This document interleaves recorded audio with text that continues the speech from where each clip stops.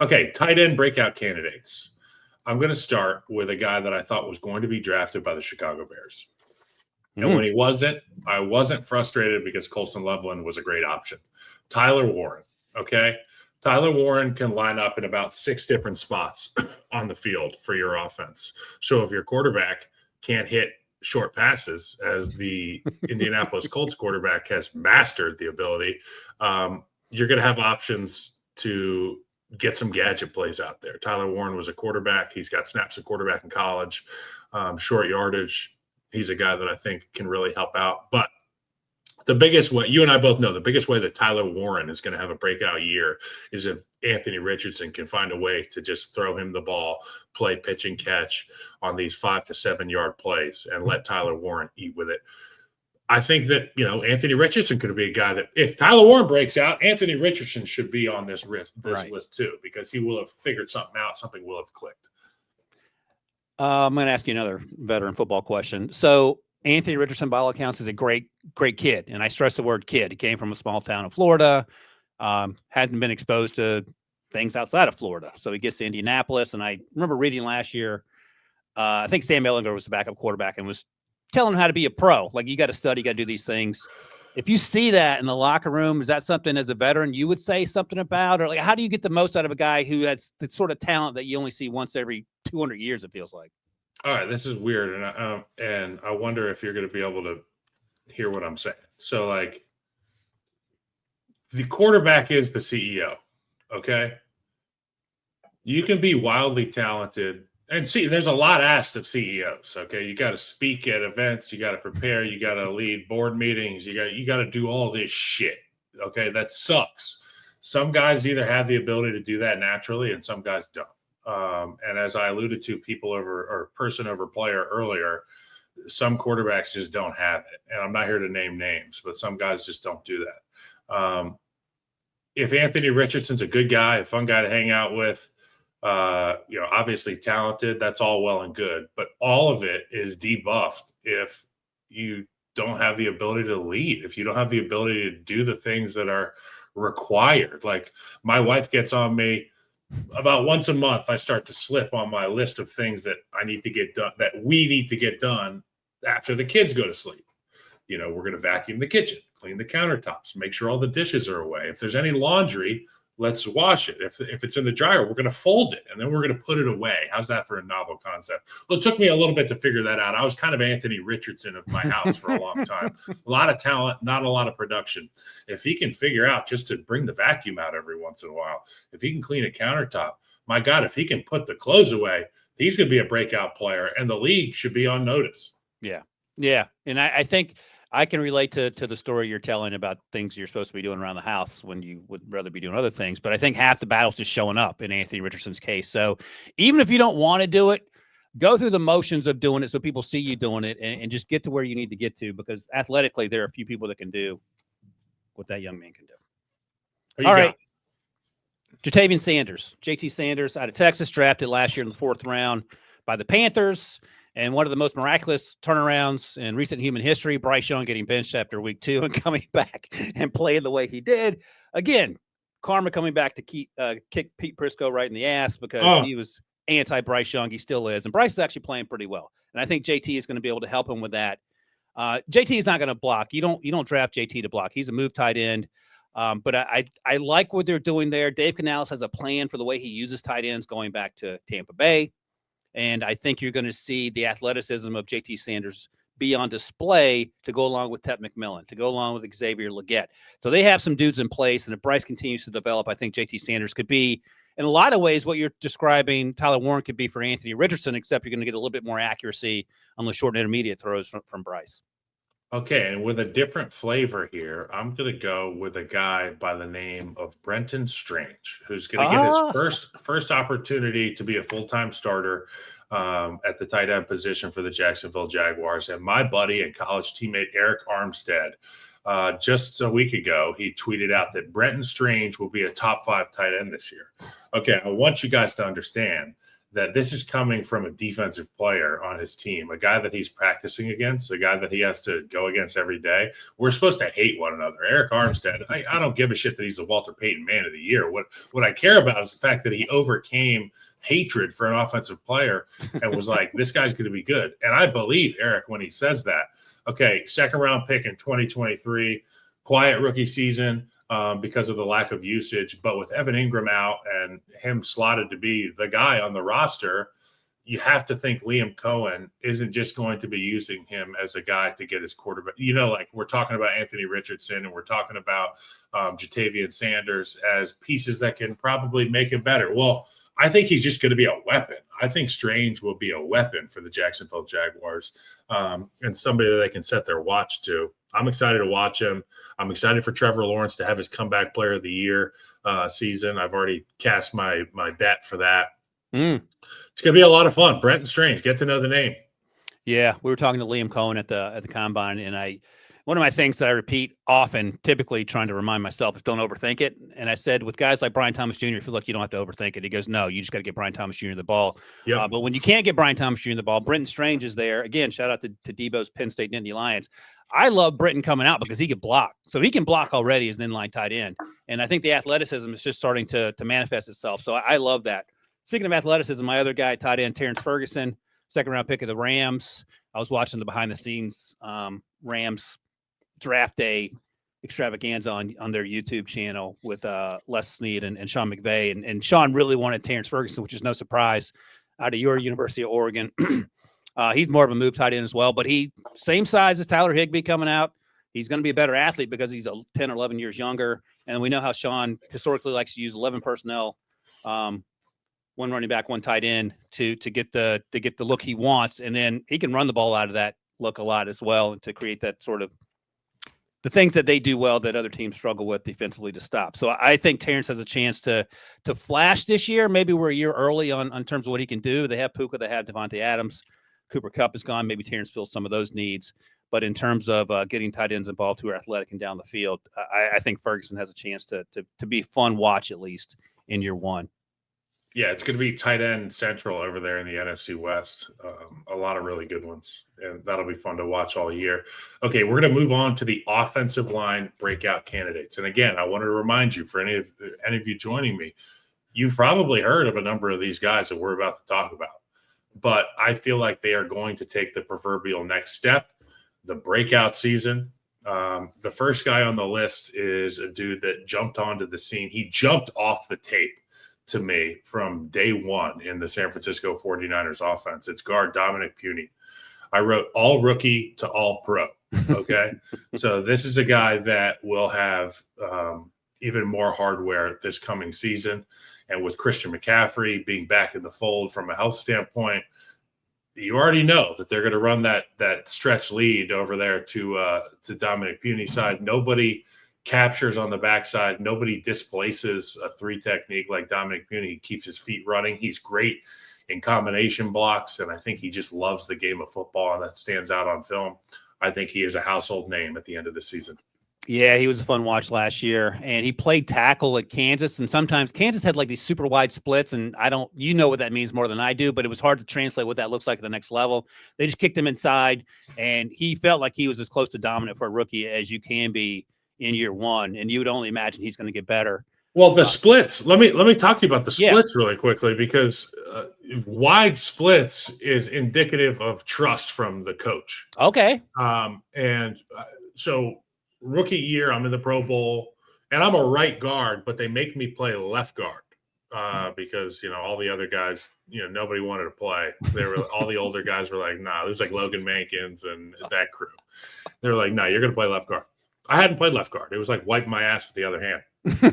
But I break the huddle. Joe Thomas is the left tackle, and Joe Thomas is about 4 yards split wide of me. Oh, my God. And I look at Joe, and I say, Joe, tighten down a little bit. And he looks at me, and he goes, you just worry about your guy.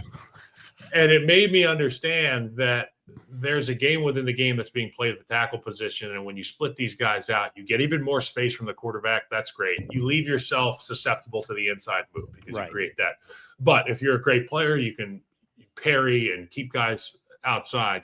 So for a guy like this who played tackle in college, you move him into guard and you put that same little rabbit in a phone booth.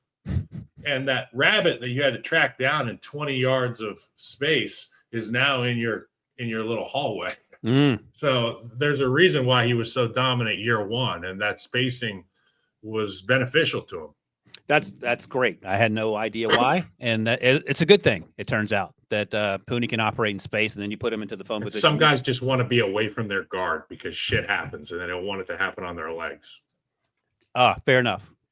It's funny you say that. I remember talking to Scott Pioli about this. Even when they would sign just bodies for practice, you wanted to make sure if you're signing offensive linemen, they at least stay on their feet so they're not getting other guys hurt. Is one of the things. 100%. And that's interesting and something you don't think about as a fan or someone in the media who's not at practice. All right, my guy is a layup, and this feels like chalk in the Ashton Genty sense, but I wanted to ask you about Tyler Booker, 12th overall pick, headed to the Dallas Cowboys. Incredibly fun to watch his draft acceptance speech, as it were. He was super pumped to go to Dallas. He was like a top 15 guy to me in my final big board or whatever you want to call it. And one of the sort of media knocks over the last 3 or 4 weeks of the pre-draft process was that he timed poorly at the combine. I did not care. I watched him play. So, and I asked this to Rand Carthon, who was a running back at Florida and in the league. And I'll ask you this as an offensive lineman. Does this mean he can only do gap scheme stuff? Like he can't play wide zone, or can he do that even though he ran a 4.3? Because athletically, he's probably top 1% athlete on the planet Earth. But he's going up against guys who are also top 1% of the other side of the football.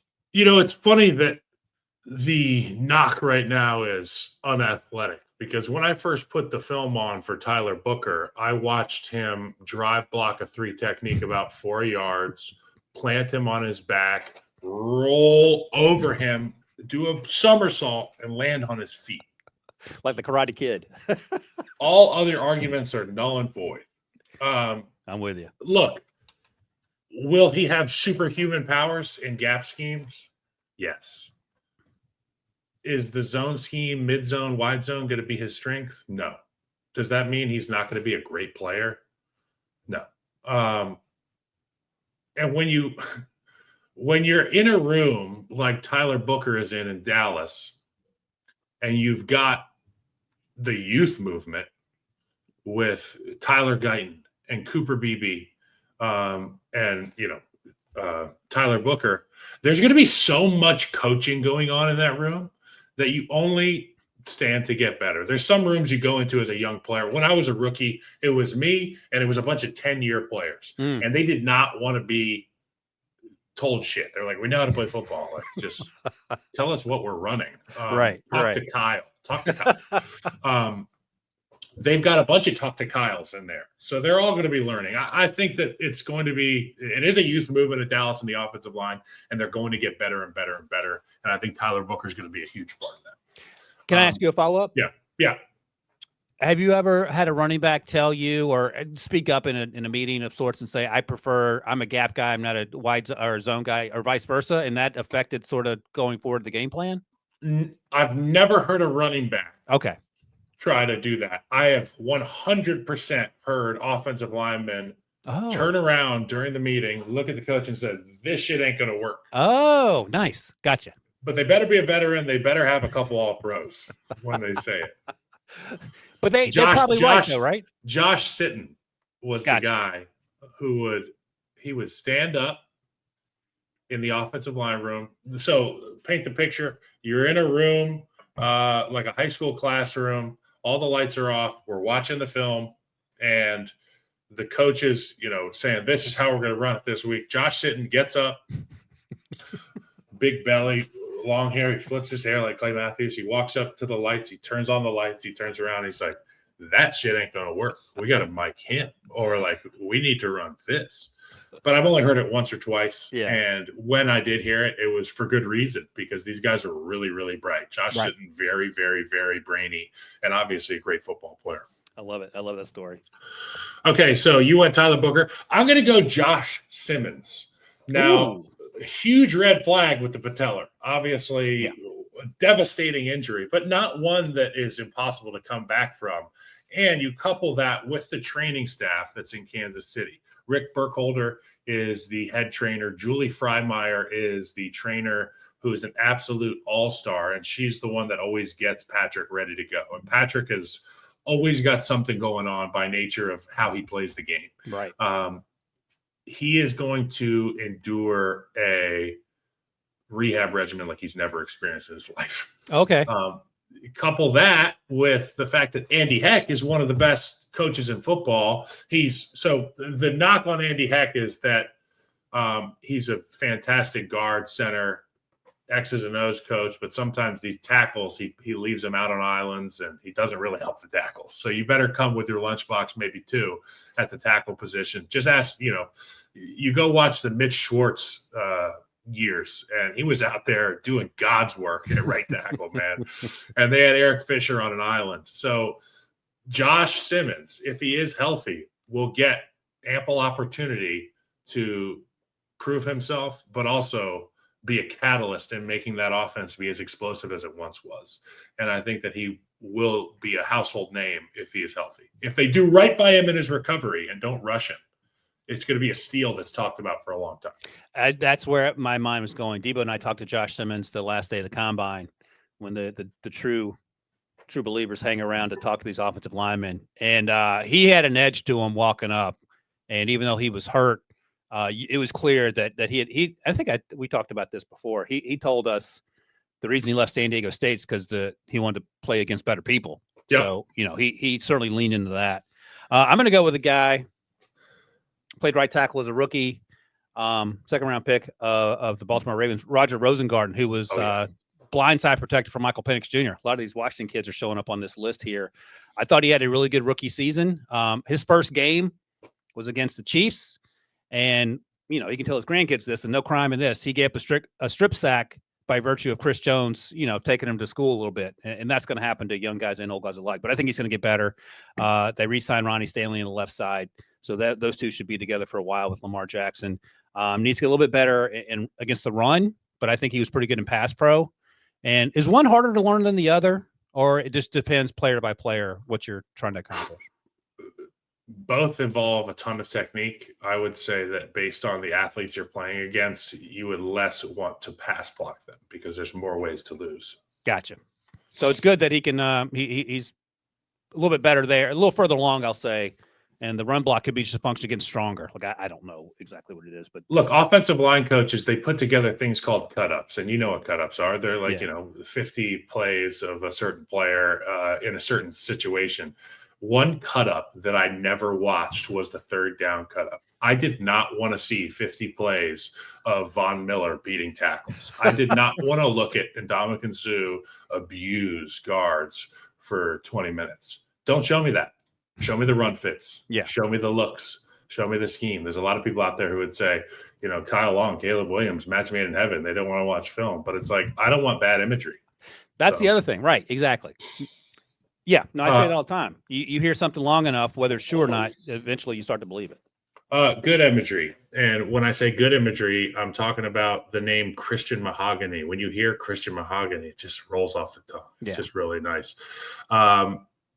Detroit Lions, they're going to need ass kickers up front on both sides of the ball. And I think that Christian Mahogany was great in the time that he filled in. He will have an ample opportunity to become solidified as the guy on that offensive line. Obviously, you still got Penei Sewell, Ragnow, Decker is still hanging around. But Mahogany is that piece that they're going to need if they're going to want to sustain offensive dominance. Because without Ben Johnson, if you're not going to out-create him, you better just crush him. Yeah, no, that's right. I want to see what this looks like in Detroit because when Debo's guys, Shane Steichen and Jonathan Gannon left, that team took a little bit of a dip, even though they had the same players. I don't want to see what this looks like in Detroit. But the offensive line should be good to go. They did draft Tate Ratledge, who I like a lot out of Georgia, but they're going to be bigger questions. Those bigger questions are probably the two words Ben Johnson.